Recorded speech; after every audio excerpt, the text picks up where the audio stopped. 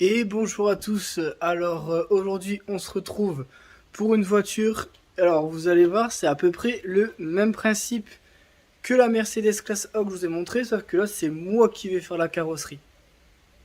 Je sais, ça va critiquer dans tous les sens, mais bon.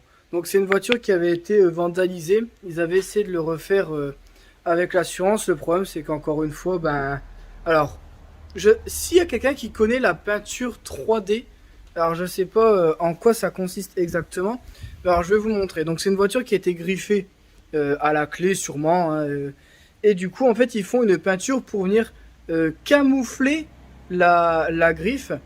Mais alors regardez, hein, alors les personnes sont en litige je crois avec l'assurance parce que il y a eu un problème. Donc vous voyez.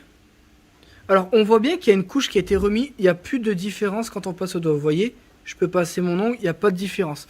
Donc, on dirait qu'il y a une couche de vernis qui a été remise. Mais le problème, c'est qu'on voit toujours la griffe. Alors, elle dit, c'est sûr que comparé à avant, on ne le voit plus. Et justement, à plusieurs endroits, vous voyez... Alors, je sais pas, j'essaie de vous montrer sans que vous ayez le reflet de... Mais en fait, ça fait des cloques de vernis, on dirait. Alors du coup, ça fait vraiment pas propre. Donc ces gens-là, ils m'ont dit, écoute, est-ce que tu peux nous faire quelque chose? Parce que déjà, les griffes, c'est du n'importe quoi. Donc il y en a sur toute la voiture, hein. Alors on les voit pas forcément fort fort, mais on voit que toute la voiture a été rayée, ici, ici. Et justement, là, c'est la partie carrosserie. Donc encore une fois, j'ai oublié de filmer, hein. Mais là, vous aviez carrément deux trous qui passaient limite à travers. Je vais essayer de retrouver la photo sur Messenger que la dame m'a envoyée.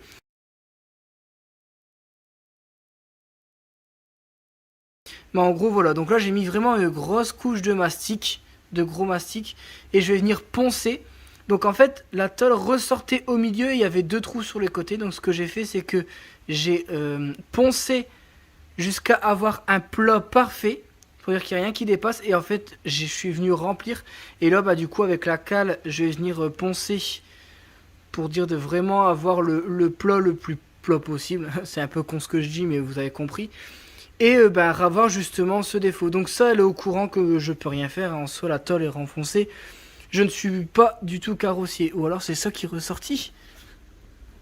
Oh, je sais pas. Je vais essayer quand même de regarder après. Bon, là, le plastique, donc du plastique, c'est compliqué à poncer.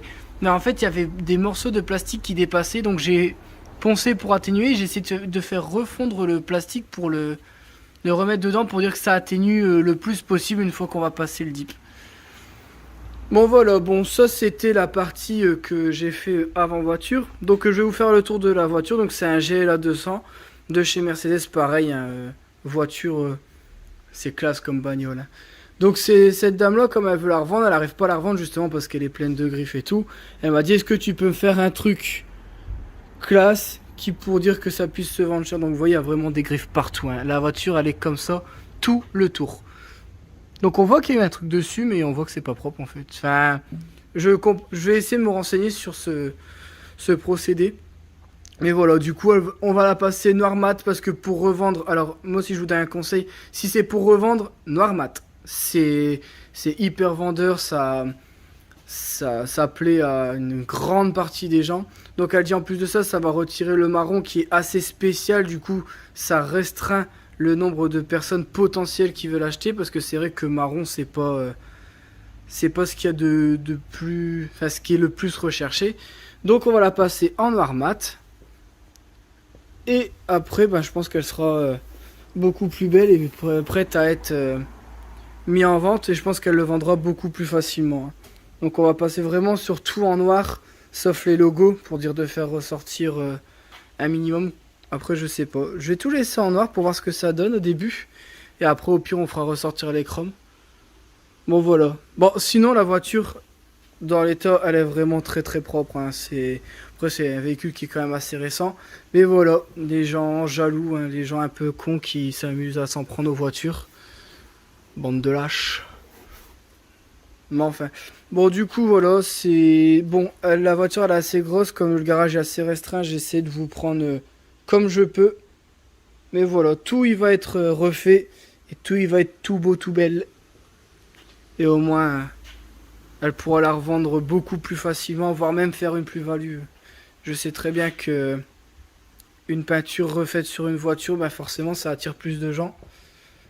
Non mais voilà, y a pas grand chose à savoir, mis à part ce petit coup là. Donc j'ai refait ici aussi parce que bah, du coup dans le prolongement il y avait une grosse griffe.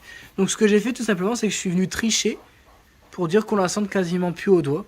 Et ici j'ai repassé un coup de mastic parce qu'il y avait un trou aussi. Voilà, c'est tout ce qu'il y a à savoir, hein. La calandre on va la laisser en grise je pense.